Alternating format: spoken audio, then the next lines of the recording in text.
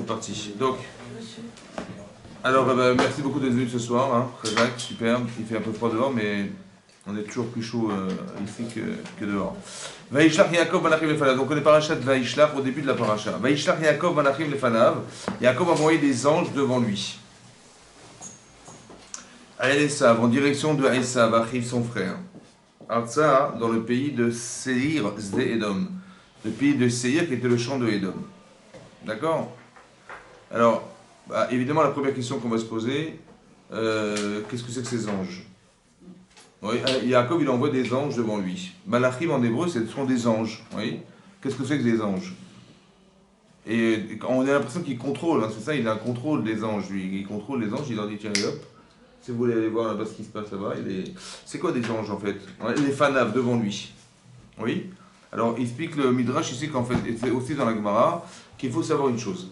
Que quand vous faites quelque chose dans la vie, quand vous décidez de faire quelque chose, vous faites une mitzvah, ou le contraire, oui, on crée des anges.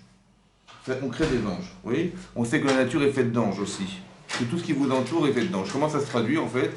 L'énergie que vous voyez autour de vous, l'énergie qui compose la nature, qui compose les matériaux, qui compose la végétation, ce sont des malachim, des anges, d'accord? Et ces anges, en fait, oui, et ces anges, ils ont une faculté, d'accord? Maintenant, ça c'est la nature. Mais à part ça, il faut savoir que nous fabriquons des anges. Quand vous faites une mitzvah, par exemple, c'est marqué dans le Zohar, que quand Abraham, il a fait la Rakedat Yitzhak, n'est-ce pas, le sacrifice d'Yitzhak, et un ange l'interpelle, il dit, écoute, arrête-toi. Ça va? Il me dit d'où il sort cet ange? Il sort de la mitzvah qu'a fait Abraham. Donc on crée des anges, vous voyez, positifs et négatifs. Des gens qui nous défendent, qui peuvent être des défenseurs ou des accusateur. C'est marqué dans la Gemara dans Brachot, quand une personne décède, elle est précédée par ses anges. C'est quoi les anges? C'est les actions qu'il a fait dans sa vie. D'accord? Maintenant, comment ça se traduit dans la réalité ces anges? Pour nous, comment ça se traduit? Alors, peut-être l'idée c'est d'expliquer comme ça. Ouais, l'idée c'est d'expliquer que, par exemple, quand vous avez une expérience dans la vie, ouais, et vous avez répété 10 fois quelque chose, 100 fois quelque chose, vous avez l'assurance de savoir que vous avez réussi à le faire. Oui. Mais cette assurance-là, elle est spirituelle. Oui. Autant que l'inquiétude, c'est spirituel. Autant que, la fierté de soi, c'est aussi spirituel. J'ai jamais vu un animal qui était fier de lui. J'ai jamais vu un animal qui était sensible ou pas sensible à certaines choses dans la vie, qui soit spirituel. Ça n'existe pas. Donc ce sont des notions spirituelles. Et en fait, cette notion spirituelle, c'est ce qu'on va imaginer être la répercussion de ce que nous avons fait, en fait, qui normalement s'explique pas, parce que tu peux répéter 1000 fois une chose et tu n'es pas certain la 1001e fois de la réussir. Et pourtant on est rassuré, ouais. Comme dans le monde professionnel, il y a des gens qui ont d'expérience, oui, et ils sentent les choses, ça va? Vous leur parlez d'un business, il vous dit je le sens pas, vous lui expliquez son business, il va vous dire ouais je le sens, tu peux y aller, vas-y fonce, pourquoi? Je sais pas, je le sens, et l'autre l'inverse aussi, mais qu'est-ce que tu sens? En fait, l'expérience faisant, ça va? Et quand on a de l'expérience, en fait, on a accumulé ces anges qui nous donnent l'assurance de pouvoir projeter. C'est comme si que vous envoyez ces anges et ça vous revient. Ouais, les femmes, elles comprennent ça, très bien. Ouais, les intuitions féminines, c'est qu'une femme, elle ressent des choses. Vous dites, comment tu comprends ça? Je sais pas, mais je le sens pas ou je le sens, vas-y. Mais en fait, c'est comme si on envoyait des ondes et ça revenait. Mais ce que vous envoyez, c'est l'expérience. Je dis, mais oui, j'ai l'expérience, je connais, tu peux m'écouter, écoute ce que je te dis. Mais tout, tu sais, j'ai l'expérience. Mais cette expérience, c'est pas simplement quelque chose qui est mécanique. Il y a un ressenti. D'accord? Et ce ressenti, en fait, c'est un peu ce qui est marqué là. Yaakov, il envoie des anges. Ça veut dire qu'il envoie tout ce qu'il a accumulé comme expérience dans sa vie. Il envoie, il revient. Ça va? Et ça revient vers lui. Donc, qu'est-ce qu'il fait? Il envoie ses anges. Ouais, il dit, tiens, je vais aller voir mon frère, je vais aller voir Esav. Et qui je vais retrouver en face de moi? Je vais retrouver le mécréant, le persécuteur, ou je vais retrouver le frère? Est-ce qu'il a finalement pardonné ce qui s'est passé et on a retrouvé notre fraternité, ou bien je vais retrouver le persécuteur, celui qui est resté avec la haine qu'il avait au départ il y a 36 ans? Parce qu'il s'est passé 36 ans entre le moment où il quitte ses parents et le moment où on retrouve cette paracha. D'accord? Il a passé 14 ans à la yeshiva, Abraham, Yaakov, il est parti 20 ans chez Laban et 2 ans jusqu'à ce qu'il revienne chez ses parents à Beersheba. Et donc c'est marqué ici, Vaishlach Yaakov Malachim Lefanam El Esav Achiv. Il a envoyé des anges vers Esav, son frère. Évidemment qu'Esav est son frère et Esav. En fait, il y a marqué 2 choses ici. Esav, le persécuteur, Achiv, son frère.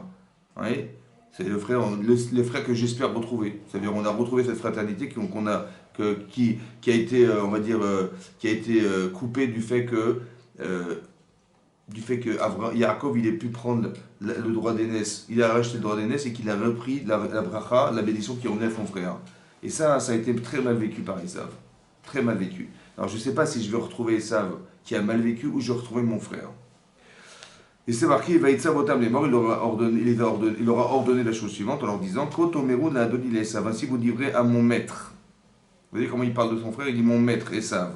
Ko Amar Avdecha Yaakov, ainsi il dit ton serviteur Yaakov. Vous avez vu le discours? Rim Lavan Garti, j'ai vécu chez Lavan, Vaïcharadata, j'ai tardé jusqu'à présent. Vaïli Shor, Vachamor, Vetson, Ve'eved, Veshifra, voilà que j'ai eu Shor, donc un taureau, Chamor de un âne, Son du menu bétail, Eved, des esclaves, Shifra, des servantes, Veishlecha, la guide l'Adoni, et je te les envoie en cadeau, la guide les Adoni, pour dire à mon maître, Lemsochen Benecha, trouver grâce à tes yeux. Donc il veut essayer de lui montrer cette fraternité qu'il espère retrouver chez lui. Donc il lui montre, voilà, moi je suis ton frère, j'espère qu'en retour tu seras mon frère. Vayashuvu Amalachim, reviennent les anges. El Yaakov vers Yaakov, les morts lui disant, Banu el Achicha, on a été chez ton frère, El Esav, Vegam Oler Vikratecha, et il arrive aussi vers toi, Verba Meot Ish Imo, accompagné de 400 hommes avec lui. Vous avez vu l'inversion du texte, Achicha Esav. Achicha Esav, ton frère Esav. Lui, il a dit, j'espère retrouver Esav, mon frère, ouais, son frère. Et les anges ont répété, on dit, non, c'est pas Esav c'est pas ton frère que tu vas retrouver, c'est Esav que tu retournes. D'accord, que tu vas retrouver. Alors, très intéressant de comprendre ici, ouais, que bizarrement, c'est pas du tout ce qu'il avait envie. Lui, ce qu'il avait envie de retrouver, c'était son frère, pas Esav. Il voulait retrouver le frère, pas Esav. Mais non, attention, on est dans une perspective. Ça veut dire que j'espère, je projette, ouais, je suis Yaakov Avinu, je projette de retrouver mon frère. Mais je sais qu'il est peut-être Esav. Qu'est-ce que fait Akadosh Baruch Hu? Il lui envoie pas son frère, il lui envoie Esav. C'est marrant parce que c'est pas du tout ce que je voulais, c'est pas du tout ce que j'espérais. C'est intéressant que qu'est-ce qu'on dégage de là, hein, ouais, que dans la vie, quand on a des doutes dans la vie, ouais, en fait, bizarrement, c'est ce qu'on n'espérait pas qui va peut-être arriver. Pourquoi? Parce que si j'ai peur, c'est qu'il y a une défaillance. Si je suis sûr de moi, je n'ai pas de défaillance, d'accord? J'ai des certitudes, donc j'ai des forces. Mais si je doute, ouais, c'est qu'il y a quelque chose en moi qui amène au doute. Qu'est-ce qui peut faire que j'ai eu tout à coup peur, après 36 ans, de retrouver Esav, alors que ça fait 36 ans qu'il ne s'est rien passé? Il y a quelque chose, ouais, il y a un terrain ici, à la peur, à la crainte, qui va mettre en exergue ou en évidence le fait que Esav, il pourrait revenir chez moi. C'est bizarre que psychologiquement, j'ai ce problème. Ça va? Qu'est-ce que fait Hachem? Il dit, si tu as un problème, je te l'envoie. Il faut que tu le solutionnes. Vous avez compris? Autrement dit, ce que nous vivons, oui, peut être vu comme un problème, mais bizarrement, c'est exactement la solution que j'attendais en fait. La solution consciente, c'est que je retrouve mon frère. La solution inconsciente, puisque j'ai peur, c'est que je retrouve Esav. Hachem, il va pas s'adresser à ma conscience. Il va essayer de solutionner mon inconscient. C'est-à-dire la partie de moi qui soupçonne que je vais retrouver Esav. Et c'est ce qui va m'arriver. Ça veut dire que ce que je vais vivre, en fait, va solutionner mon problème que, antérieurement, j'ai en moi, qui est de retrouver Esav. Ce schéma-là, il est dans toute la vie comme ça. Vous avez compris ce qui se passe? C'est qu'Hachem, il est présent, donc il sait qu'il y a des doutes chez Yaakov Avinu, et Hachem, il veut exactement envoyer ce qui devrait solutionner les doutes.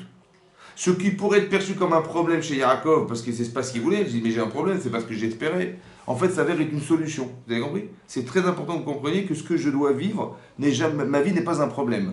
La vie que je dois vivre, ouais, celle que me propose Hachem, c'est une solution.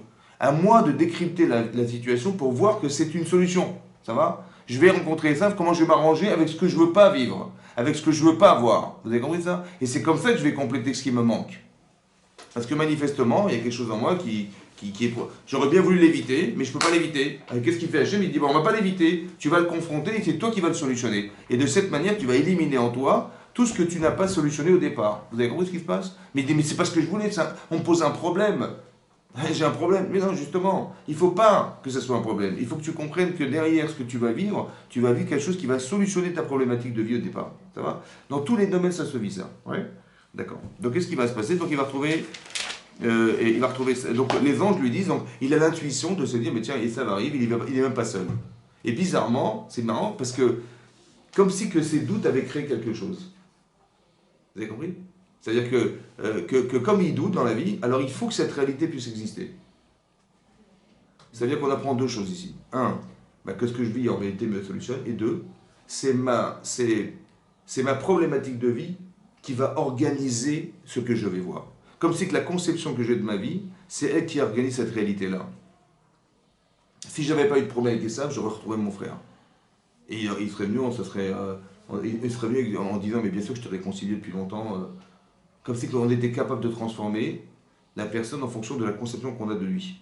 Mais si on doute de lui, alors il va venir avec cette facette-là. Vous avez compris ce que je veux dire? C'est ça. Ok. Et donc c'est marqué comme ça. Je continue le verset. On n'est pas sous Crète. Vaïra Yaakov Meod. Donc en apprenant ça, il a eu très peur. Vaïra Yaakov Meod. Yaakov a eu très peur. Vaïetserlo, il était inquiet pour lui. D'accord? Rachid expliquait c'est quoi la peur et c'est quoi l'inquiétude. Alors Rachid expliquait. Vaïra, il vaïetser. Donc il a marqué les deux mots. Vaïra, il a eu peur. Vaïetser, il a craint. Il a douté. Vaïra Shema Yarek. Dit Rachid, il a eu peur de mourir. Parce que 400 hommes, il n'y avait pas de gâteau, il n'y avait pas de bougie, il n'y avait rien du tout. Donc ils sont venus pour lui faire sa fête. C'est sûr et certain, mais il n'y a pas de bar mitzvah, il n'y a pas de... Et donc il a dit, je vais mourir. 400 hommes, c'est sûr, il va mourir. Quoi. Ils sont quoi, une petite famille, des enfants, il n'y a que des femmes et lui, donc il se voit mourir. Vaillé de Serlo, il a eu peur pour lui, ouais. Yim Yaregu et Acherim. Il a eu peur, ouais. Il était inquiet de devoir tuer les autres. Il a eu peur, dit le texte, de mourir, ouais. Et il a eu peur de tuer les autres. Ça va? Mais non. Est-ce que la légitime défense existe dans la Torah? Oui.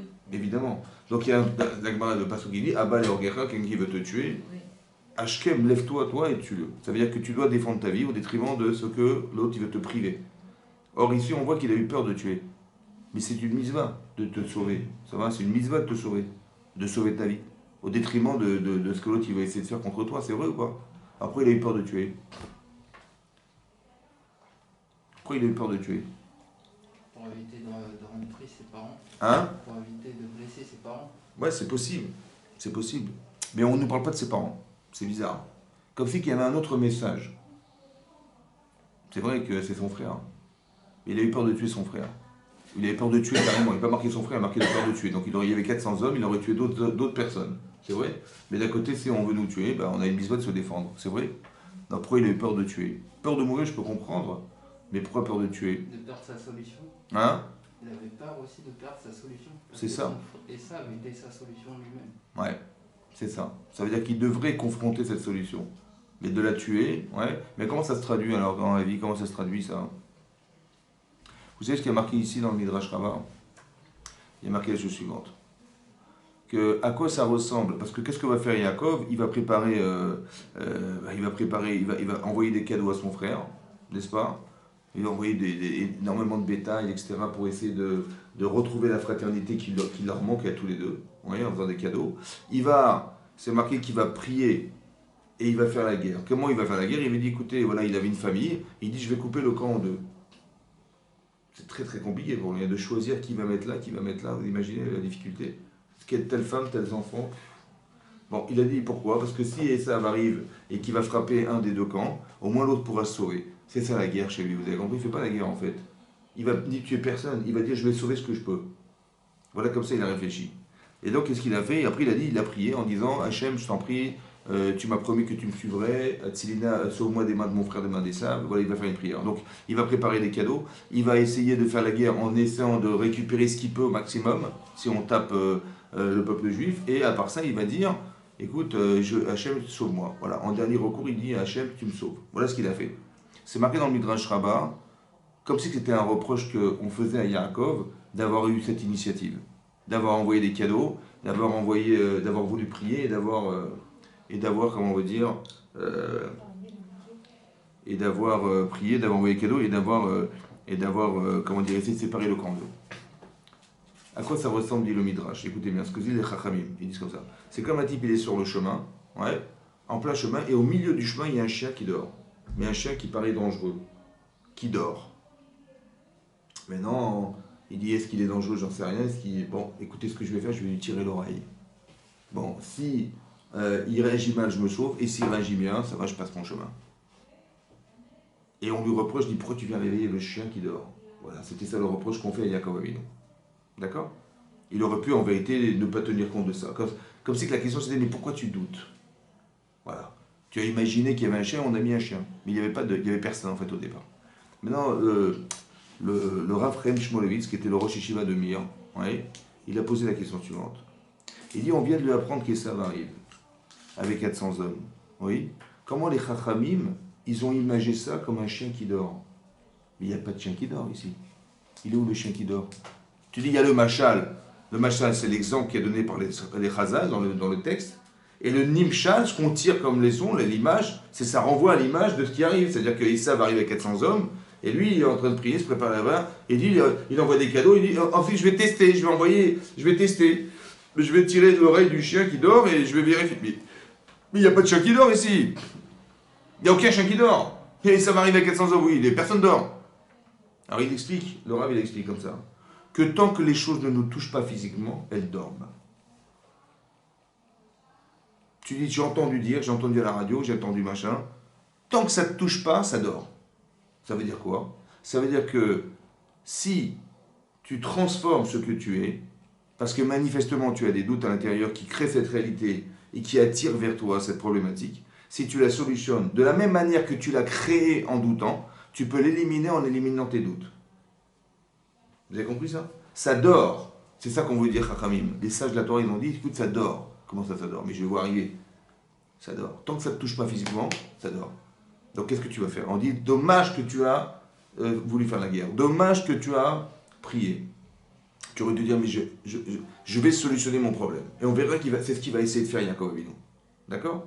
Mais non, moi j'ai pensé comme ça, que pourquoi on lui a reproché d'avoir pensé comment dire, qu'est-ce qu'il a pensé quand il a dit j'ai peur de tuer? Ouais, c'est comme ça.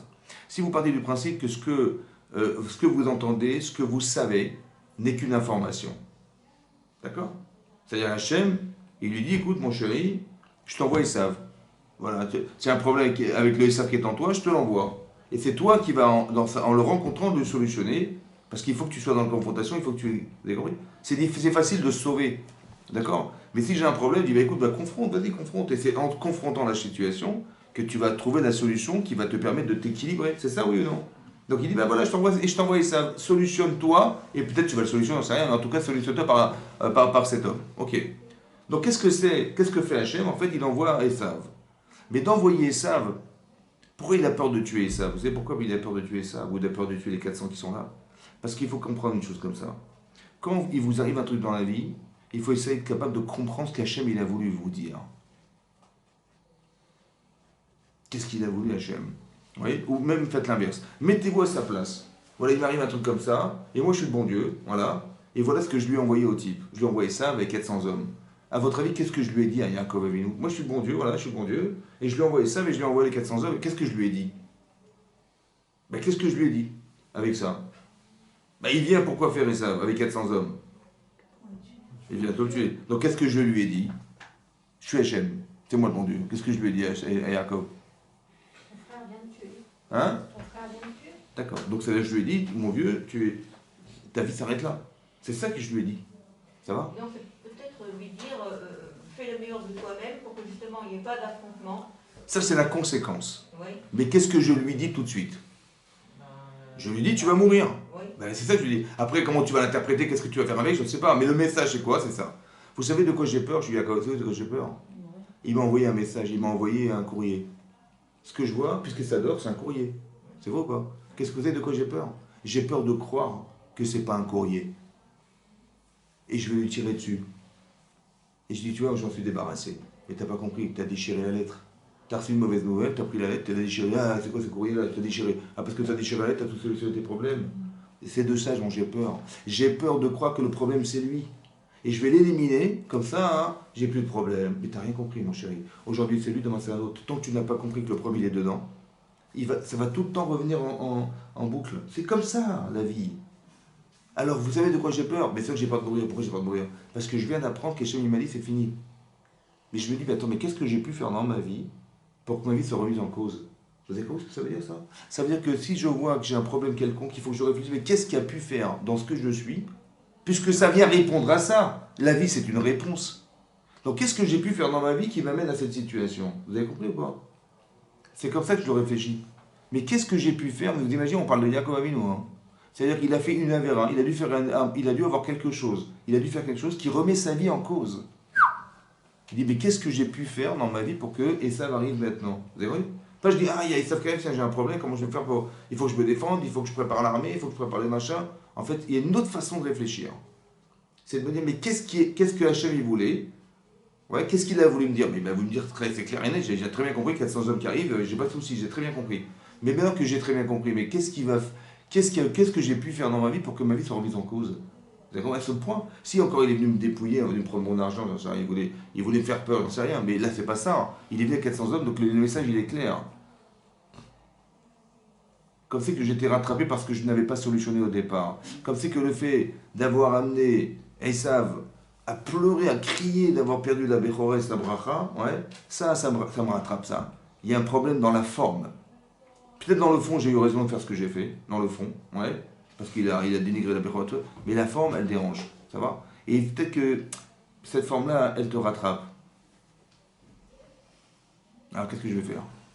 C'est pour ça qu'il a eu peur de tuer. Il a eu peur parce que ce que tu vois n'est que le décor.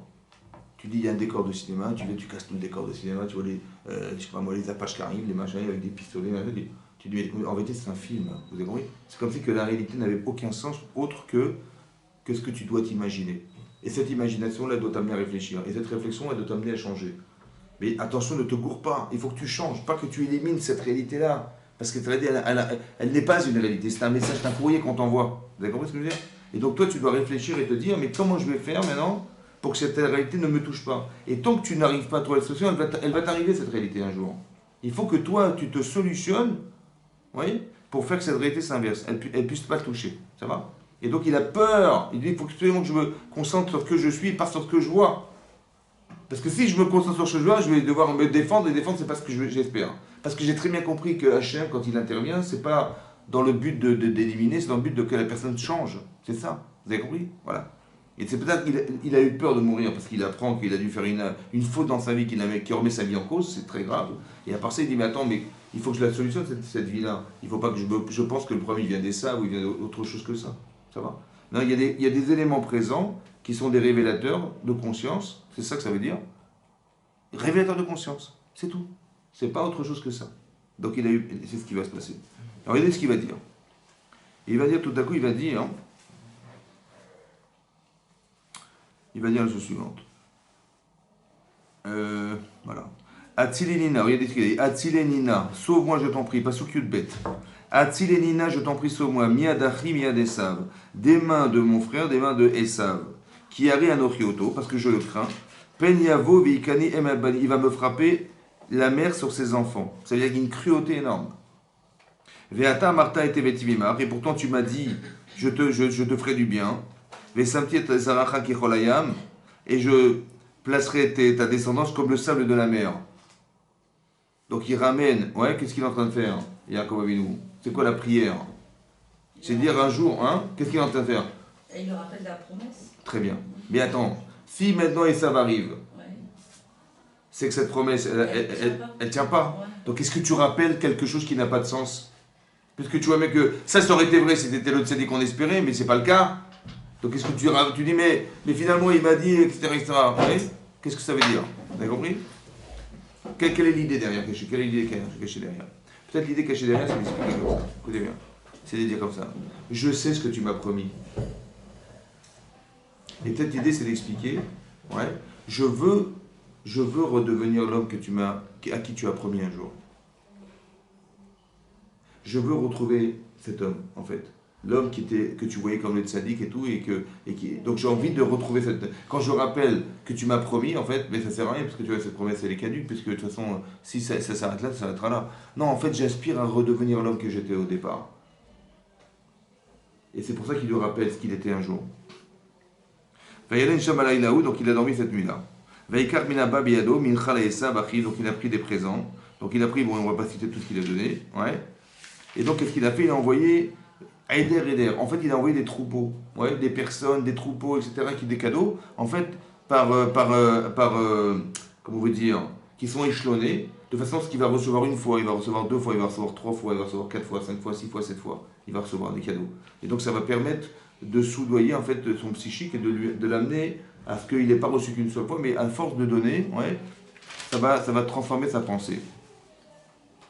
Alors je saute les textes. Après c'est marqué, voilà. Après regardez, Passouk Kav Gimel. Vous avez passé Passouk Kav Gimel, le 23e verset. Vayakom Balaylaou. Et il s'est donc levé cette nuit-là.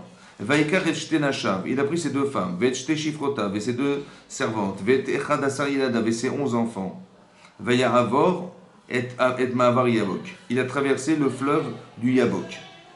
Vaikachem Vayavirem. Il les a pris, il les a fait passer. Et Anachal, le fleuve. Vayavirem et Acharlo. Il a fait passer tout ce qu'il avait avec lui. Donc c'est énorme parce qu'il y avait du bétail, il y avait beaucoup de. Comment dire, il avait un cheptel énorme, il avait beaucoup de richesses. Vaïvater Yaakov Levado. Et là, il s'est retrouvé seul, Yaakov. Rachid expliquait qu'en fait, il avait juste oublié quelque chose de l'autre côté de la rive. Il avait oublié des petites fioles. Et donc, il est parti les récupérer. Donc, il a mis ses femmes, ses enfants, tout ce qu'il avait du côté de la rive. Il a retraversé la rive pour récupérer ce qu'il avait oublié de l'autre côté. Et là, il s'est retrouvé seul. Vaïvater Yaakov Levado. Veille avec Ishimo. Et a lutté avec lui un homme. Mais il est seul ou pas? Mais il est pas seul. Mais il est pas seul. Il avait marqué qu'il était seul. Alors Rachid dit que c'est un ange. Adalot Hashachar, jusqu'au lever du jour. Il a lutté avec un homme jusqu'au lever du jour. C'est énorme, c'est pas 12 rondes, c'est combien ça? C'est. Hein? Combien? C'est plus que 24. Toute la nuit. Il s'est levé dans la nuit. Il s'est battu contre un jusqu'au matin. Vaïvata Yaakov, ça veut dire quoi pour vous? Il s'est retrouvé seul. Hein? Face à sa conscience. Dans la vie, quand est-ce qu'on réfléchit? Quand on est seul, ça. C'est ça. Il fallait qu'il soit seul. Il fallait qu'il réfléchisse. Ouais. Parce que la situation est grave pour lui. Et il s'est retrouvé seul. Vaïvata Yaakov Levalo. Il se retrouve seul. Et là, tout à coup, il va lutter contre un homme. Mais Rachid expliquait, c'est pas un homme. Pirchou Khazal, chez Oussar, chez les Saves. C'est l'ange des Saves. Vous savez que dans chaque nation, il y a un ange qui le représente. Et l'ange du mal, en fait, c'est lui. Ouais. C'est Aïsav. Et cet ange-là qui le représente, en fait, ouais, parce qu'il faut comprendre que Aïsav n'est pas un homme, c'est la nation. D'accord? Donc il va se battre contre ça. Il va lutter contre cet homme, en fait. Vayar ki yola echolo. Et l'autre a vu qu'il ne. Et cet homme, cet ange, n'a vu qu'il ne pouvait rien contre lui.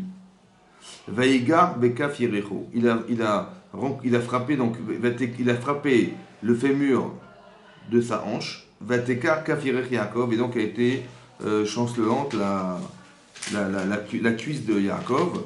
Vaïarko et moi en luttant contre lui. Ouais, qu'est-ce que ça veut dire qu'il a frappé la jambe de Yaakov Avinu? Il n'avait pu faire contre lui, mais il a frappé la jambe. Qu'est-ce que c'est que la jambe?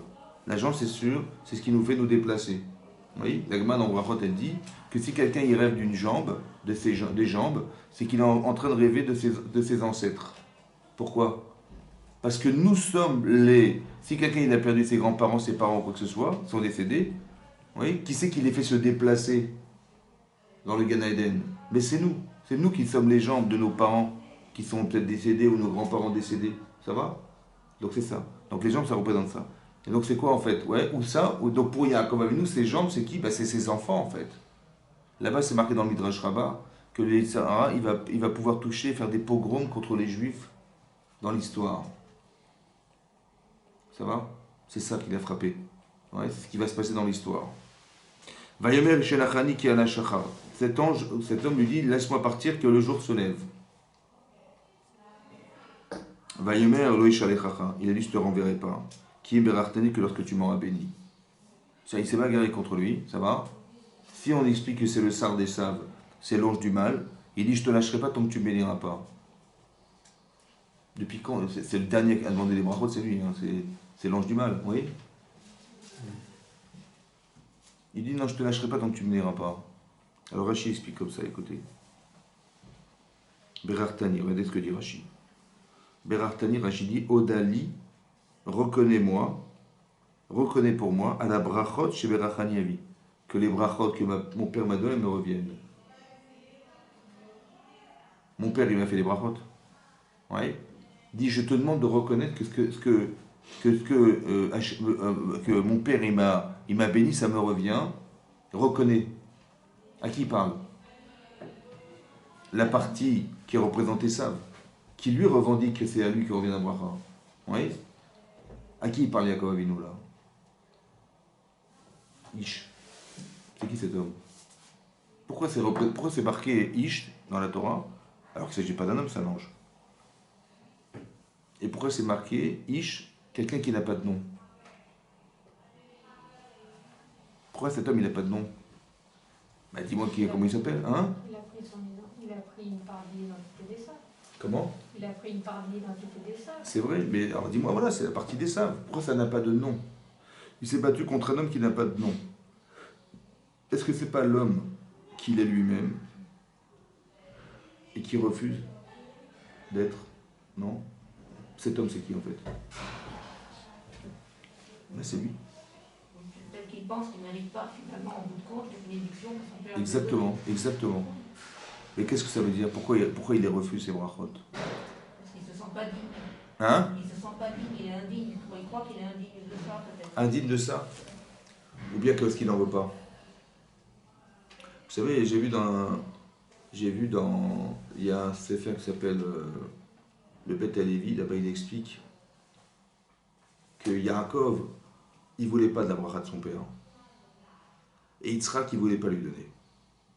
Vous voyez pourquoi? Parce que les tzadikim, ils vivent la midat adin, ça veut dire la rigueur absolue. En disant, j'ai pas envie qu'un jour, quand je vais arriver au Gan Eden, Hachem il dit, bon bah t'as eu ça parce que je t'ai fait ça, je t'ai aidé dans ça, je t'ai aidé dans ça. Non, je veux aucune aide. Zéro aide. Je veux pas de bracha. Pourquoi? Parce que tout ce que j'aurais fait, je suis sûr que c'est moi. Je pourrais dire, voilà, j'ai réussi ma vie, j'ai réussi ce que j'ai fait, voilà, ça a été très très difficile, c'est vrai, parce que j'ai pas d'aide. Mais quand bien même, je peux dire que ce que j'ai réussi à faire, c'est moi. Vous avez compris? Ça, c'est ce que pensait Yitzhak Avinu, et c'est ce que pensait Yaakov Avinu. C'était la façon qu'ils avaient de vivre. C'est comme ça qu'ils pensaient la vie, eux.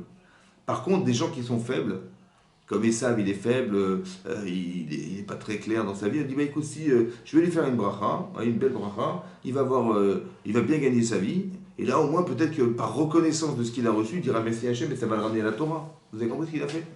Mais Yaakov Avinu, il ne voulait pas de brachot. Et lui, il ne voulait pas lui donner une bracha. Ça ne revenait pas Yaakov Avinu les brachot. Et peut-être cette façon de penser, il l'a conservé en lui. Il dit en vérité tout ce qu'il a gagné. Il est devenu très très riche, Yaakov. Oui, c'est marqué quand il est sorti de chez Lavan, miraculeusement, Vaïfrotz Aïch Meod Meod. Il s'est fructifié cet homme énormément. Pourquoi c'est pas marqué Yaakov Avinu? Il fallait dire cet homme, mais non, il fallait dire Yaakov, il s'est fructifié énormément. Comme si qu'il ne voulait pas ressembler à cet homme. Et Hachem dit, mais si tu ne veux pas ressembler à cet homme, tu vas disparaître. Tu as pris sur toi d'être Esav. Mais Esav, il a un nom, il a un sens dans la vie. D'accord? Et si tu refuses d'être cet homme, en fait, que tu as pris en charge d'être, alors ça va s'arrêter là. C'est ça le problème qu'il a. Il va se battre contre cette partie de lui qu'il refuse de vivre. Il ne veut pas être cet homme. Mais en vérité, écoutez-moi bien. Quand vous lui demandez, mais cet argent-là, pourquoi tu ne veux pas? Il dit, bah parce que j'ai peur. Dans la Torah, quand on est trop dans l'argent, ça déforme la pensée, ça anime chez nous quelque chose que j'ai pas envie d'être.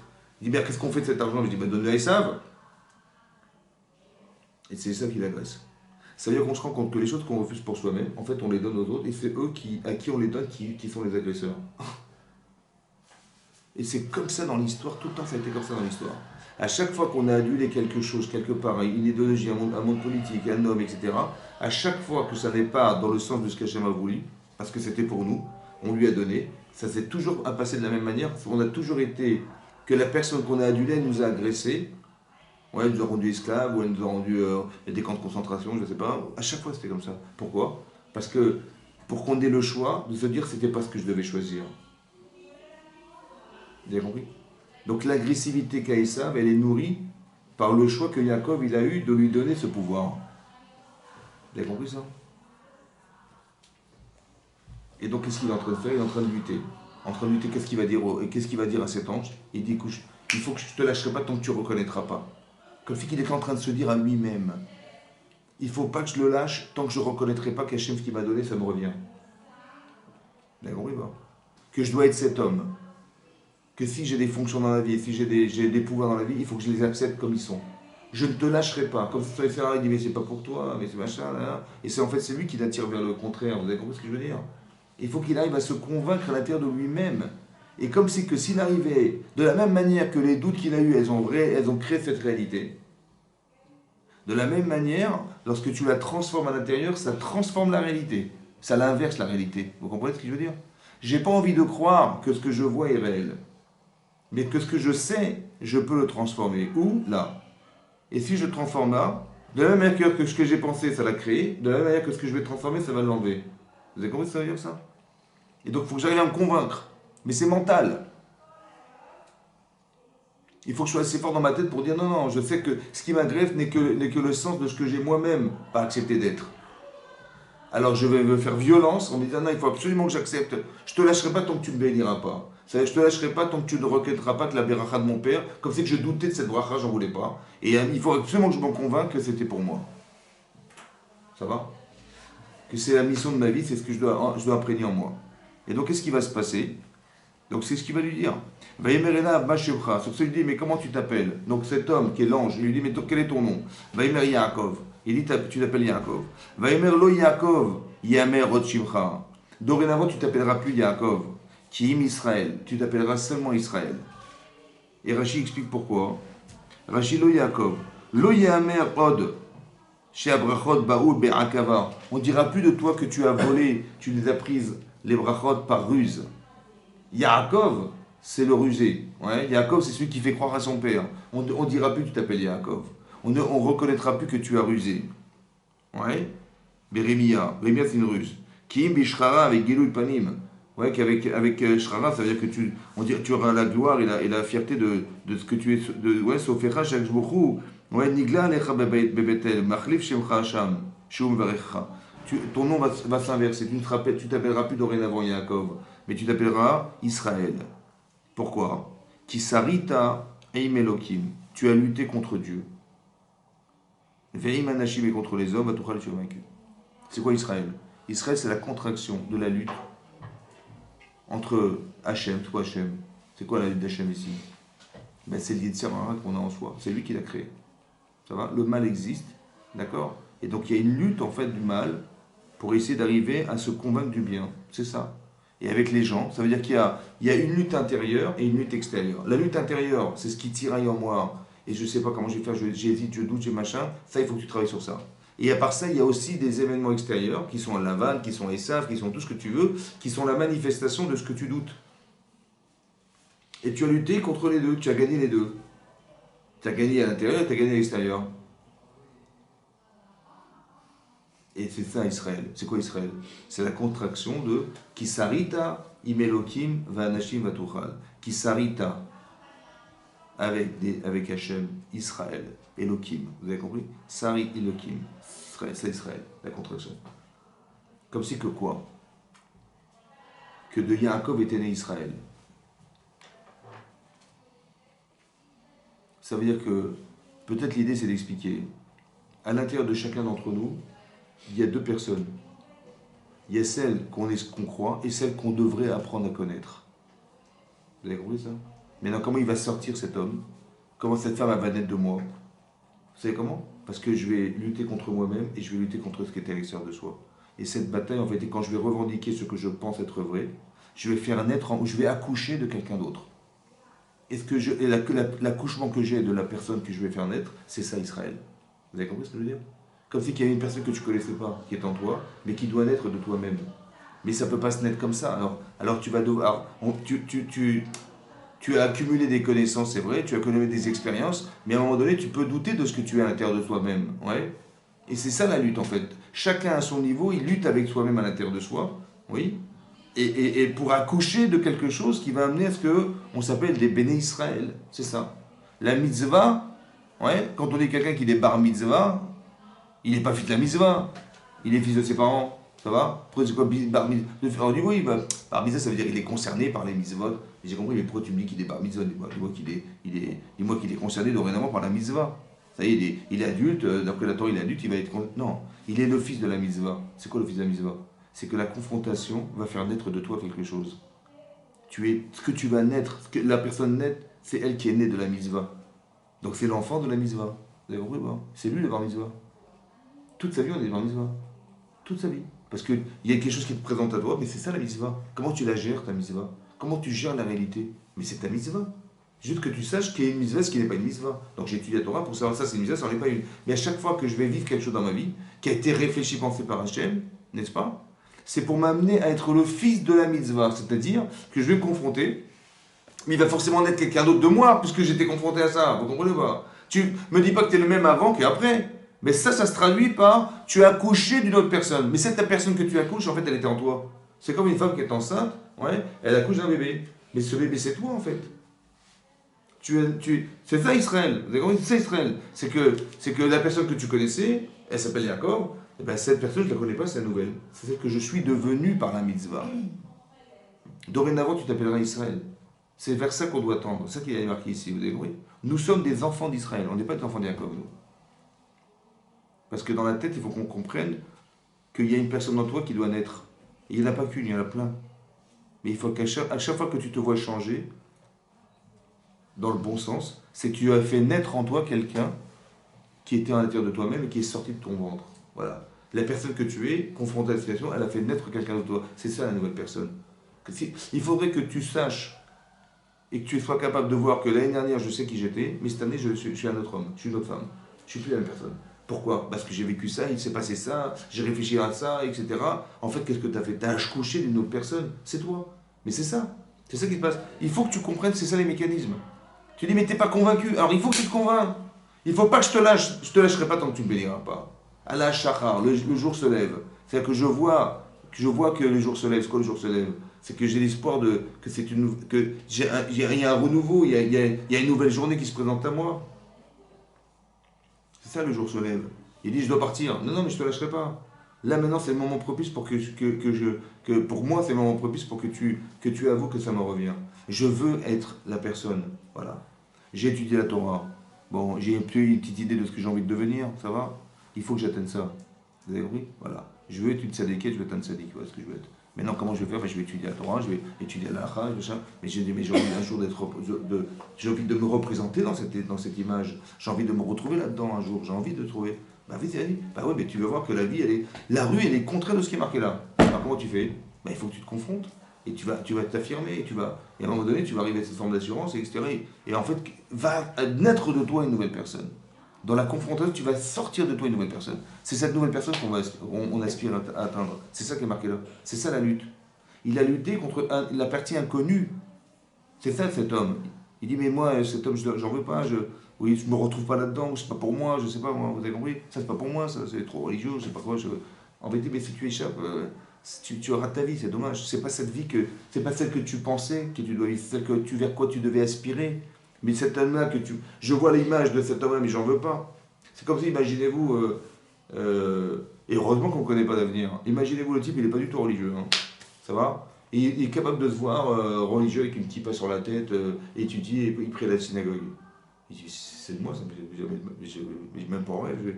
Et je disais que je vais voir religieux, je dis, attends, je vais te sauver parce que je veux ressembler à ça. J'ai pas envie, vous avez compris, j'ai pas envie. Heureusement qu'on ne sait pas, vous avez compris? On se laisse en fait guider par Hachem, ouais, et c'est lui qui fait que on est confronté, et en fait c'est lui qui crée, et à chaque fois va naître de nous quelqu'un d'autre. Et à la fin, avec le recul, on dit, mais attends, je suis pas fou, je me souviens il y a 10 ans, même pas en vrai, je serais rentré dans un cours de Torah. Vous avez compris? Et là, grâce à Dieu, j'ai rencontré des gens, j'ai pris la synagogue, et ma vie a fait que voilà, j'ai été obligé d'aller voir des rabbinim, ou je sais pas quoi, ou des gens qui sont là. Et ça a transformé ma vie. Voilà. Mais cette personne-là, elle est bien née de quelque part. En fait, elle est née de moi. Elle est née de la confrontation. Elle est née de la lutte. Elle est née de mes choix. Ce schéma-là, c'est le schéma d'Israël. Le schéma Israël. Non, je rigole. Vous avez compris? C'est ça le schéma, il faut suivre. Ouais.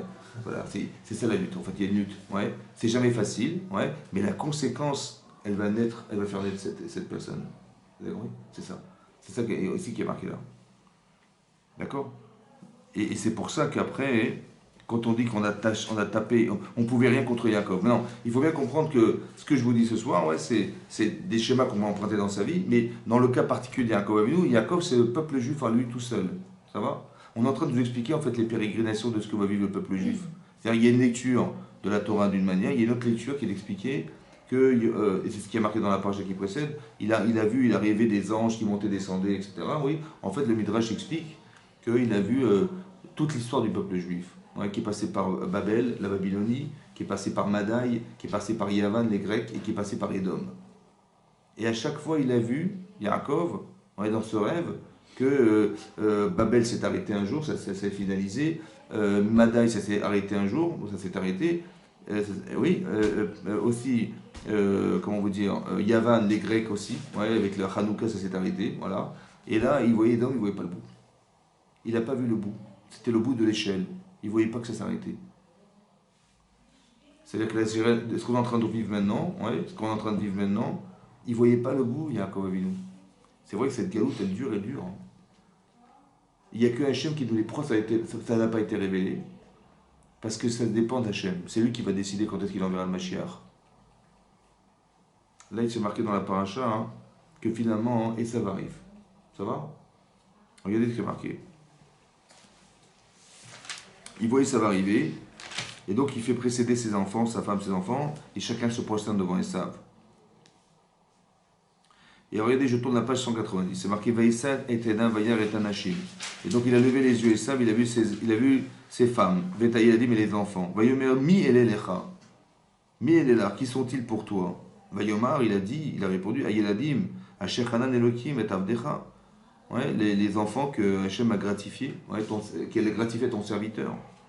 Vatigashna Hashefachot. Donc elles se sont approchées de lui, les servantes. Vene Yedem et leurs enfants, Ishtaraven, ils se sont prosternés. Vatigash Gamléa. Elle s'est aussi présentée Léa. Veyaldea et ses enfants, Veishtachu, ils se sont prosternés. Vegam Nigash Yaasi Yosef, Verachel, Veishtachu. Elle se marque l'inverse. Yosef, Verachel. Hein? Pourquoi c'est inversé? Parce que Yosef, il a dit, je veux pas que cet homme il mette les yeux sur ma mère. Il s'est mis en écran devant elle, pour pas qu'il la regarde. D'accord? Et là, Rachid, dans la parasha de Vaïchi, dit que quand il s'est mis devant elle comme ça pour pas qu'il la regarde, c'est ça qui lui a permis d'être roi d'Égypte. Vous avez compris? Alors il explique comme ça. Ma femme est belle, ma mère est belle, elle est belle ma mère. J'ai pas envie que ce rachat là, il puisse voir ma mère avec les yeux du rachat. Ça va?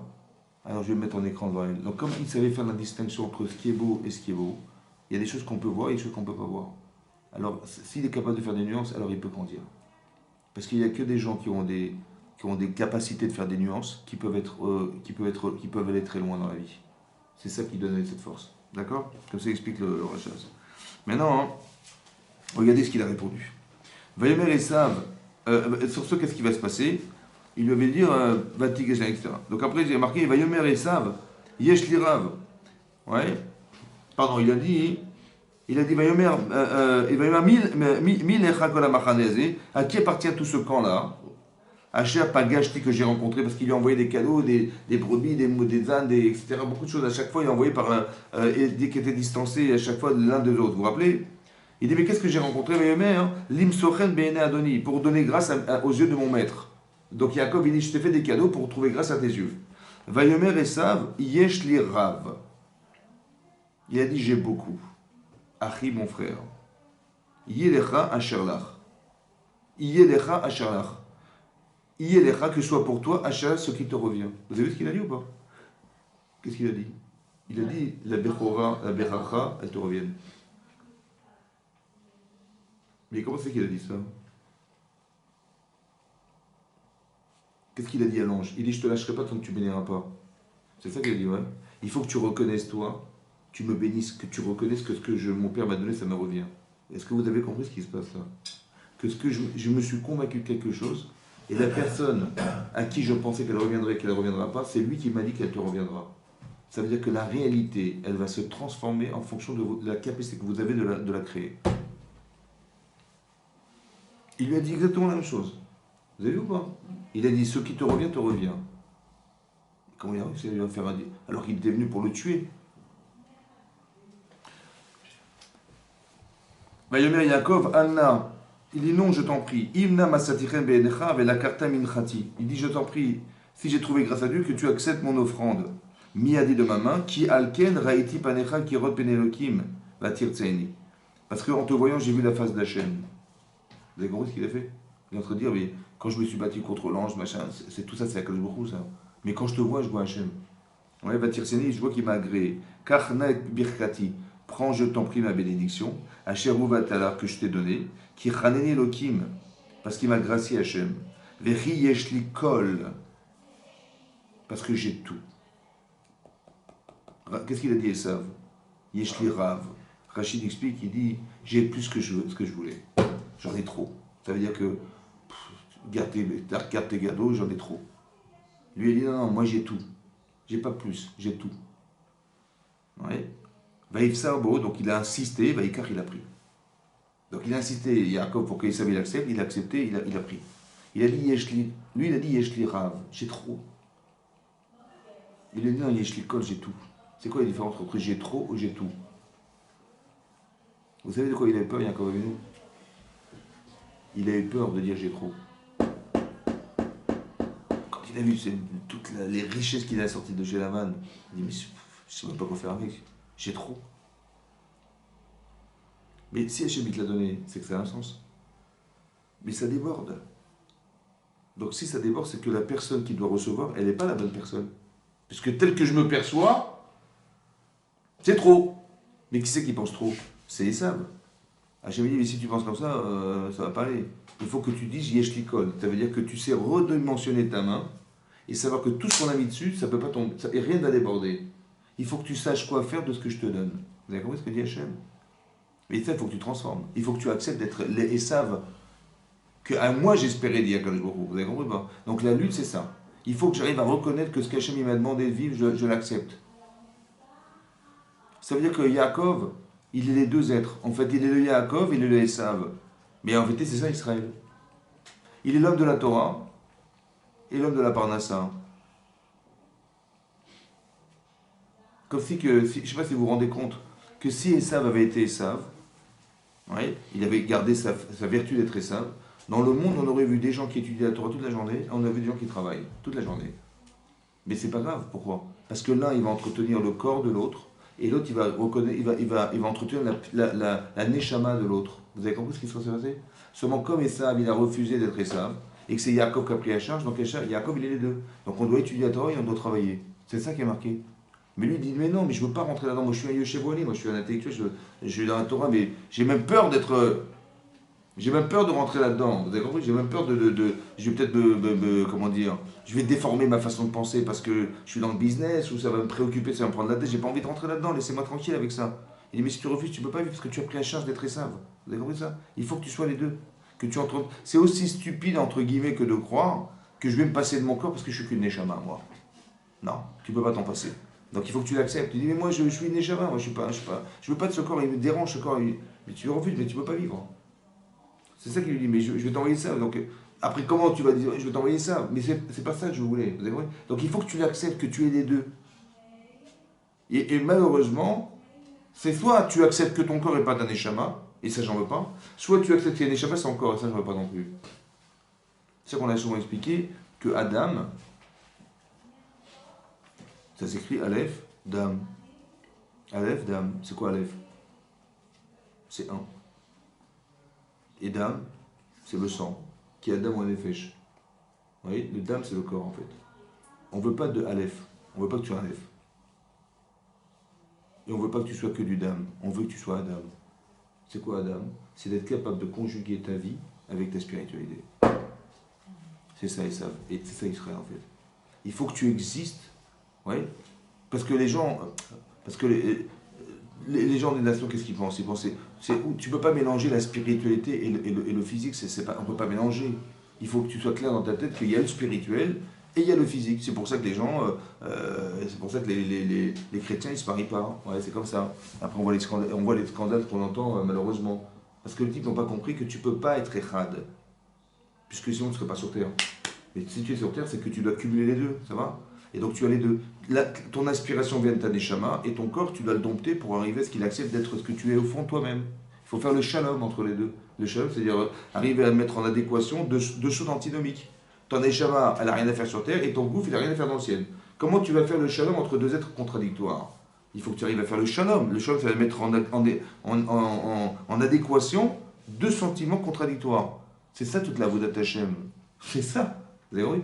Parce que quand je suis pas content spirituellement, ça va pas, et quand je suis pas content physiquement, ça va pas. Donc il faut que j'arrive à créer les deux. Vous avez compris? Yaakov, il est plus dans sa neshama que dans son corps. Donc il refuse en fait. Il dit mais cette bracha, j'en veux pas moi, j'ai pas besoin, je suis un ange. Vous avez compris? Je dis mais non, tu dois comprendre que tu es les deux. C'est ce que tu as accepté d'être. Et tant que tu l'accepteras pas, tu seras agressé physiquement parce que tu refuses d'être physiquement. Mais cet homme, j'en veux pas. Celui-là, je ne le reconnais pas. Ben, si tu ne reconnais pas, c'est fini. Et donc Hachem, il veut faire que... Et c'est ça qu'il va essayer de comprendre. C'est ça. Il va dire, je m'appelle Yaakov. Mais je ne m'appelle plus Yaakov en vérité, parce que je suis plus Yaakov, parce que moi, le Yaakov, il est dans l'attente. Il est en train d'étudier la Torah. Non. Il faut que tu deviennes Israël. C'est-à-dire que ta vie, elle se conjugue les deux. Tu vas réfléchir comment tu vas réussir à réconcilier tes deux êtres, qui sont un physique et l'autre spirituel. C'est ça, la Avodat Hashem. C'est ça. Tu vois, tu vas avoir de l'argent pour faire de la tzedaka. Tu vas avoir de l'argent pour faire des misotes avec. Ouais, bah oui. Mais comment tu vas? Tu es obligé d'avoir un loulav, tu es obligé d'avoir des tefilines. Donc tu peux pas ne pas exister dans les deux mondes.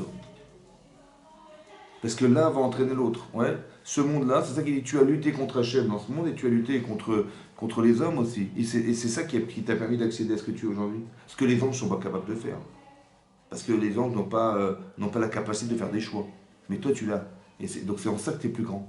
C'est en ça que tu es plus grand. Mais si tu refuses, il ne faut pas que tu refuses.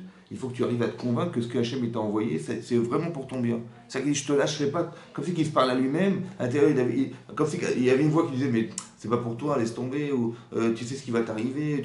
En vérité, c'est ce que j'imagine qui devient réalité. Parce que je l'imagine, donc ma réalité c'est ça. Et Hachem, il va créer une réalité justement pour que tu arrives à la confronter et que tu modifies cette façon de penser. Et moi, il faut que je sois fort pour dire non, je ne te lâcherai pas tant que tu ne me béniras pas. Ça veut dire que tu reconnaîtras que ce que je dois être, c'est cette personne-là et pas l'autre. C'est ça qu'il faut que j'arrive à faire. Donc j'ai la perspective d'être une personne dans ma vie. Et il faut absolument que j'arrive à atteindre ce que je pense être de moi. C'est ça la lutte. Tu vois, tu te vois. C'est pour ça qu'il faut avoir des exemples. C'est un peu comme nos parents. On est des enfants, ouais. Nos parents, ce sont nos exemples. J'espère. Un garçon, il va ressembler à son père. Naturellement, c'est comme ça. Ouais. Il va ressembler à son papa. Et donc, j'ai un exemple. Il faudrait que que je sois capable d'être l'enfant et que j'ai une perspective de devenir, je ressemble à quelqu'un. Et c'est ça mon père. J'ai envie d'être cet homme-là. Voilà. Et je vais essayer d'atteindre cette personne. Et quand les Sarah dira, mais non, c'est pas pour toi, il faut que j'arrive à me convaincre que non, c'est pas vrai, c'est ça que je veux atteindre. Ouais. Et je vais lutter pour. Parce que tant que j'aurai pas accepté cette idée-là, c'est Hachem qui va me proposer de me pousser à accepter cet homme. Et donc tout ce qui m'arrive, je dois le traduire comme, tu vois, c'est parce que tu as refusé que cette difficulté arrive. Il faut que tu l'acceptes. Voilà. Il faut que tu te battes pour arriver à ça. C'est ça un peu. Mais à quoi? À dire, il ne faut pas que je dise les shlirav. Non, j'ai pas envie de dire j'ai trop. Comme si je n'ai pas compris. Ce qu'Hachem m'envoie, j'ai pas compris. Non. Si tu sais qui tu es fondamentalement, tu sais que tout ce que tu reçois, ça vient d'Hachem et tu sais exactement sur quoi ça tombe. Ça tombe sur toi. Il faut que tu puisses dire un jour, yesh li kol. Tout ce que j'ai, je comprends. Tout ce qui m'arrive, ça a un sens. Vous avez compris? C'est ça. Je ne veux pas dire yesh li rav comme Esav. Je veux dire yesh li kol comme Yaakov. Voilà. Tout ce que j'ai, je sais à quoi je peux m'en servir. À quoi ça va servir? Tout ce qui m'arrive, je sais exactement à quoi ça vient répondre. Voilà. Yesh li kol. J'ai tout. Vous avez compris? Pas yesh li. Il y a des choses qui elles sont là, je ne sais pas quoi ça sert, je les mets de côté, on verra plus tard. Non. Il faut que tu comprennes que tout ce qui t'arrive a un sens et tout ce qui t'arrive, ça doit pouvoir se traduire dans la réalité présente. Vous avez compris? C'est ça. C'est ça Israël. C'est ça Israël. À la différence des autres. Vous avez compris? C'est cette lecture qu'on doit avoir pour bien comprendre fondamentalement qui était Israël, et c'est le modèle en fait, qui est le modèle permanent de nos vies en fait. Oui. On doit être capable, dans l'extrême limite de ce qu'il a été Yaakov, mais on doit savoir que la confrontation, ça doit amener à quelque chose. Ouais. Mais d'arriver à le positiver, c'est fondamental. Parce que si je le vois comme une chose qui est une difficulté ou un problème, je le vis mal. Mais si j'essaie de voir en quoi ça vient me solutionner, je l'accepte. J'accepte ce qui m'arrive et je vois que. Et je le vis de façon à ce que je défends quelque chose. Ouais. Alors là, il y a une transformation. C'est ça qui est marqué là. Il faut absolument que Israël est accouché de Yaakov. Il faut, voilà. Qu'on soit homme ou femme, il faut qu'on arrive à cette dimension-là. Il faut que je change. Il faut que je fasse sortir de moi cette personne. Elle existe en moi. Elle existe en moi. Maintenant, la confrontation va faire que je vais accoucher d'une nouvelle personne, c'est ça. On ne peut pas dire qu'on n'a jamais changé. Si on n'a pas, on va dire comme ça, si je ressors d'une expérience où je suis déçu, c'est que l'enfant que j'ai accouché, c'est pas le bon. Parce que je suis déçu, ou je suis perplexe, ou j'hésite, ou je sais pas quoi. Non, c'est que ça va pas, il y a un problème dans cet enfant qui est né là. On veut pas de celui-là, on veut de l'autre. Donc c'est pour ça que c'est très important d'avoir les bonnes aspirations quand on vit quelque chose. C'est pour ça que j'ai dit, l'aspiration, c'est tout ce qui m'arrive, en fait, c'est comme si je suis dans un cinéma, ouais, on fait vivre une expérience qui n'a aucune réalité, si ce n'est que ce qu'Hachem m'a envoyé. Voilà. Mais c'est très intéressant, pourquoi? Parce qu'on sait pertinemment que la réalité, elle n'existe pas. C'est quoi la réalité? C'est des atomes. Oui? C'est quoi les atomes? Bah, c'est un neutron qui tourne dans un espace vide. Non, comment c'est qu'il y a de la densité? Parce qu'il y a beaucoup, beaucoup d'atomes. Et les neutrons, ils tournent très vite. Ouais. Donc c'est ça qui crée. Mais en vérité, c'est vide. C'est horrible. Je dis, mais non, mais comment ça, c'est vide? Je suis pas fou quand même, je vois que ça. Et je le transforme en matière. En vérité, tout ça, c'est du. C'est comme si c'était c'est une réalité qui n'est que virtuelle et qu'on a voulu mettre en place juste pour que tu puisses vivre quelque chose. C'est intéressant. Mais en vérité, au fond, c'est même pas sûr que ça existe. Vous avez compris? Si on devait concentrer la matière, je crois que c'est marqué dans le Ramban, on pourrait mettre ça dans un nez à coudre. Je sais pas si vous vous rendez compte, la matière, c'est rien, quoi.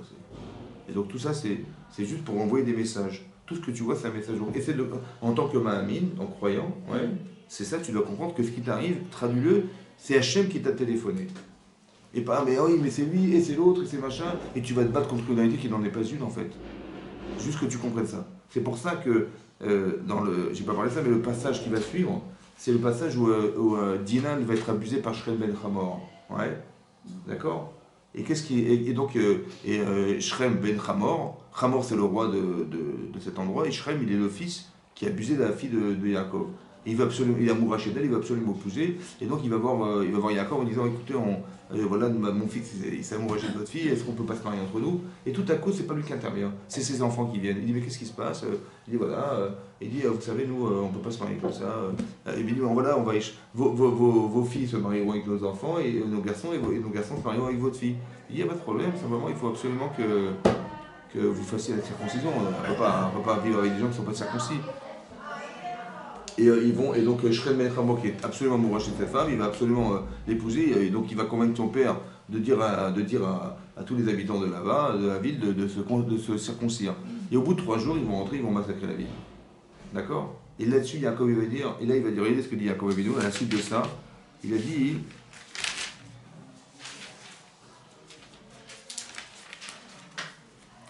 regardez page 196.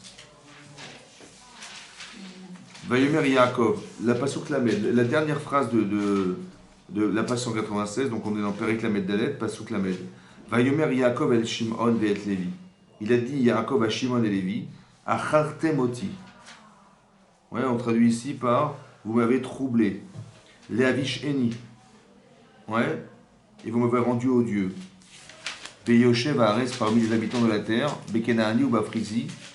Vani mettez mispar, moi je suis un petit nombre, venesfu alai, et ils vont se rassembler contre moi, veikun, ils vont me frapper, venishma deti ani vebeti, je vais disparaître moi et ma famille. Vous avez compris ce qu'il est en train de leur dire là? Comme si qu'ils avaient eu tort de faire ce qu'ils ont fait. Vous avez compris? C'est-à-dire, mais le premier père de Shrem dit de je sais pas quoi. C'était pas comme ça, c'était pas cette démarche. Et c'est ce qu'il va dire dans Parashat Vayikri.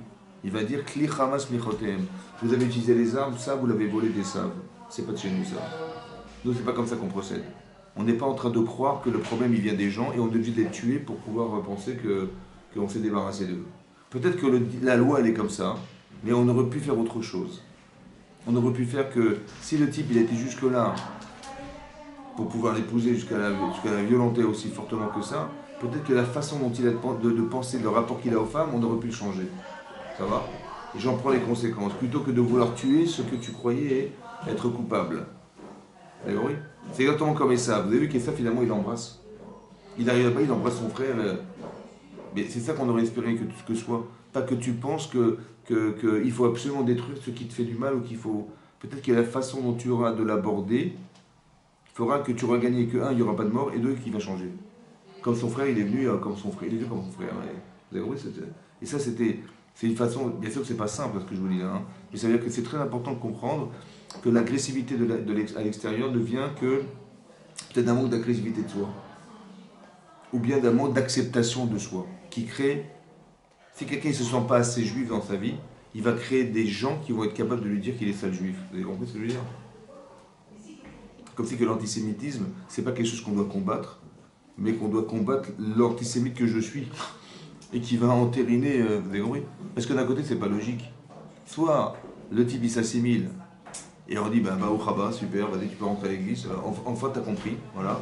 Mais pas de dire, mais tout à coup tu deviens un sale juif, mais j'ai rien de juif, je m'en fais la cachère, j'ai changé mon nom, j'ai changé mon truc, j'ai rien de juif. Et le type il dit, mais si, tu t'appelles machin, t'es juif, d'accord? Mais comment ça se fait qu'on reste malgré tout des juifs? C'est quand même pas normal. Et le type il me reproche d'être un mauvais juif, quoi. Je dis, mais j'ai rien de. C'est comme si que Hachem me disait, mais c'est pas ça qu'on attendait. Et c'est lui qui va me le dire. La personne à qui je voudrais ressembler le plus, c'est lui qui va me traiter de sale juif. Comme si que le dernier rempart à l'assimilation, c'est que le type à qui je veux ressembler, il dit stop, arrête-toi là. C'est lui qui me le dit. C'est pas moi qui. C'est lui qui m'a dit stop. Tu es juif et sale. Tu sors d'ici. Alors que j'aurais pensé l'inverse. Et tout ce qui justifie l'antisémitisme n'aurait aucune raison d'être. Quand vous réfléchissez, aucun. Donc c'est là que c'est Minash Shamaim. C'est vraiment Minash Shamaim. C'est ce qui est marqué dans la paracha de Béchalar. Vous verrez plus tard dans la paracha de Béchalar que les Égyptiens, ils nous ont accablés pendant 400 ans. Ça va?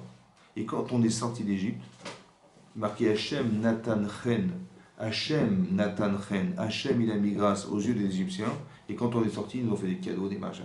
Je sais pas compris, hier tu me tabasses à coups de fouet, et maintenant tu me donnes des cadeaux, j'ai pas compris. Parce que tant que tu n'étais pas croyant, alors il faut que tu restes juif malgré tout. Et si tu l'es devenu, il n'y a aucune raison, ils vont te dire, mais bravo. D'ailleurs, c'est bon parce qu'on sait qu'on apporte du bien au monde. C'est vrai ou pas? Bah, tous les prix Nobel, tous les machins, et on veut nous détruire. C'est quand même incroyable, c'est même pas logique. Vous avez compris ce que je veux dire? Tu veux détruire ce qui te sauve, quoi. C'est fou quand même.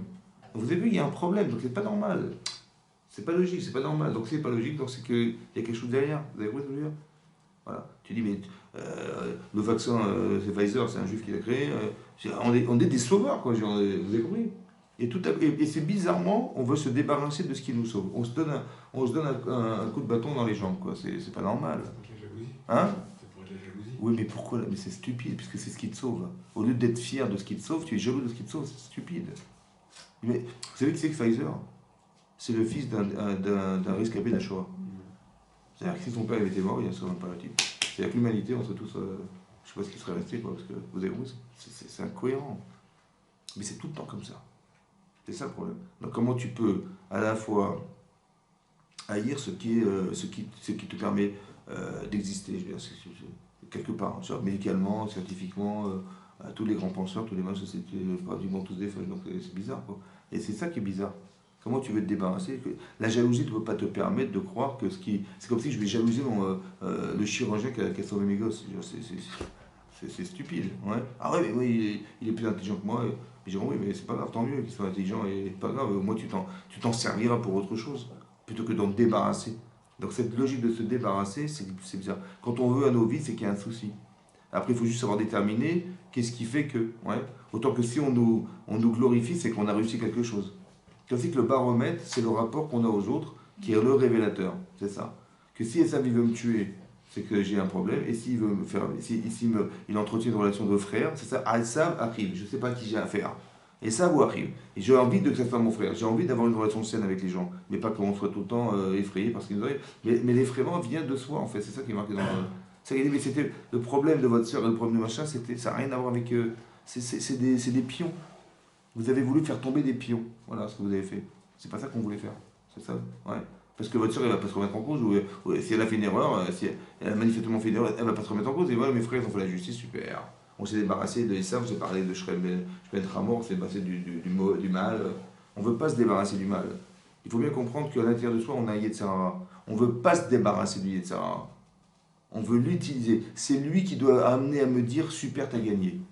Je ne veux pas le tuer. Parce que j'en ai besoin. J'en ai besoin. Vous avez compris que le Yetzer Hara, il est issu du Eitz Hadaat Tov Hara. Le Eitz Hadaat, c'est quoi l'arbre de vie du bien et du mal? Mais c'est de là qu'il est issu. Donc ce qui est mal en fait est bien. Seulement comme moi je ne sais pas l'utiliser, alors il devient mal. Mais en fait il est bien. C'est moi qui ai un mauvais usage de ce que je croyais être mal. Vous avez vu que les Imaot, à chaque fois, l'autre elle s'amuse sa sœur, l'autre, c'est que des choses interdites, hein, vous avez compris. Là ils ont fait un massacre. Mais en fait ils ont fait la justice. Oui, parce que ce qu'ils ont fait à l'époque un Ben Noach, il est condamné à mort pour ce qu'il a fait. Ouais. Le fait que Shrem Metra, il est abusé de la Fidina, c'est condamné à mort. Le fait qu'on ne les ait pas jugés, parce que les Ben Noirs, ils ont une obligation de juger, ça les condamne à mort aussi, etc. Donc, ce qu'ils ont fait, c'est la justice. Donc, il dit oui, mais il y avait une autre façon de penser. Mais c'est pas, ce qu'ils ont fait n'est pas contraire à la loi. Mais seulement la forme, elle dérange. C'est sur ça qu'il leur a fait reproche, vous avez compris? Comme lui, il se fait reproche sur la forme. S'il avait su expliquer à son frère que ce qui s'était passé, ouais, vraiment, alors il aurait accepté. Vous avez compris? Seulement la forme, il a fait en trichant, il a fait en machin. Vous avez compris? Pour nous, vu de l'extérieur, c'est grave, et vu de l'intérieur, ça se comprend. De l'intérieur, il a trompé un père qui s'est trompé. Et vu de l'extérieur, ouais, ça paraît un escroc, quoi. Il trompe son frère, il trompe son père, il trompe toute l'affaire. Donc il faut qu'on apprenne à ne pas juger de l'extérieur. Il faut qu'on soit profond. Il faut que quand je vois une situation, je la vois de façon profonde. Ouais, j'essaie de comprendre si j'étais à la place d'Hachem, qu'est-ce que ça voulait dire pour moi. Et c'est comme ça que je le traduis. Et c'est comme ça que j'arrive à comprendre ce qui peut m'arriver et en quoi ça me solutionne. Et pas que ça me pose un problème. C'est ça que je vais vous expliquer. Et ça, il croit que son frère, il pose un problème. Ses enfants, et Jacob, il pense que Shrem et son père, ce sont des gens qui nous posent des problèmes. Non. C'est ça que je veux dire. Ouais. Et c'est comme ça qu'on doit de nouveau réfléchir. Alors après, c'est pas évident, mais on doit s'habituer à penser. Ouais. C'est ça être mamine, c'est ça être croyant. Ouais. De s'habituer à penser que ce qui arrive a été réfléchi. Et de cette manière, je sais que ça répond à quelque chose chez moi, en particulier chez moi. C'est pour ça qu'Hachem, il a dit Anochi Hachem Elokecha. Il a dit je suis ton Dieu. Donc tout ce qui m'arrive a été réfléchi de façon personnalisée. Ouais, c'est pas de rester à la terre entière, c'est vrai, à moi en particulier. Donc je le vis comme quelque chose qui me parle. Il m'arrive un truc, j'entends un truc, il y a n'importe quoi, je rencontre quelqu'un, c'est à moi qui s'adresse. C'est comme ça que je veux le vivre. D'accord? Chazak, messieurs, dames, Chazak le Baruch.